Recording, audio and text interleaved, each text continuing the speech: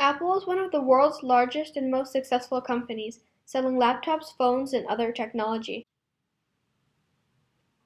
I've done research to determine whether Apple is ethical or not. I've looked at Apple's own website as well as multiple other sources such as magazine and newspaper articles from online. I've concluded that Apple is unethical. There are few sources that claim Apple is ethical apart from their own site, and there are, however, many unethical accusations, most having to do with unfair treatment of their workers. One of Apple's suppliers, Foxconn, is well known for being immoral.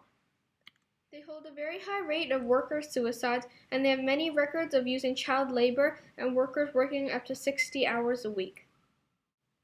In reply to the suicides, Foxconn set up nets to stop people from jumping, but it seems to me that it may be more effective to concentrate on stopping the will to jump and not the effects of the jump. Technically, how Foxconn treats its workers is not the responsibility of Apple. However, Apple has given a statement that says they require their suppliers to provide safe working environments, treat workers with respect, and use eco-friendly materials if they want to supply for Apple. It's quite obvious from many sources that Foxconn does not treat their workers with the respect they deserve. Their workers are so stressed they feel the need to end their lives. Of course, Apple does not rely on only one company, although Foxconn is their biggest. Another producer they use is Wintec. Wintec has been reported for using N-hexane, which is a chemical used to clean and make the famous sleek and shiny screens of Apple's products. It is used because it dries just a bit faster than alcohol. However, exposure to this chemical can cause harm, such as nerve damage, fatigue, extreme weakness, and sore limbs. Apple has demanded that Wintec stops all use of N-hexane and that they return to using alcohol.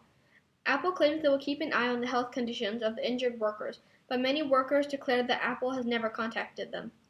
Not long after the report of injured workers, Wintec was accused of using child labor.